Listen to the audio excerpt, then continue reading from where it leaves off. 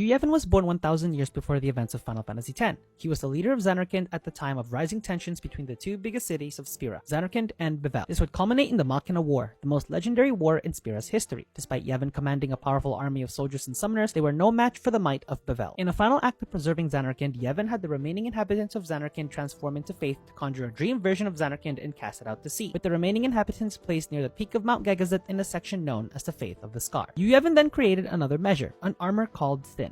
Aware of its power and potential cost of destruction, he gave Yunalesca the means of temporarily calming Sin, in a ritual that is known as the Final Summoning. While the Final Summoning is known to be the only means to defeat Sin, in reality, Yu Yevon just absorbs the Final Aeon and transforms it into the core for Sin, allowing it to be reborn, and throughout the years of absorbing the Final Aeons who have defeated Sin to become the core, Yu Yevon deteriorated into nothing more than a parasitic being, and maintained this form until the party infiltrates Sin and eventually defeat him 1000 years later, ending the cycle of death in Spira.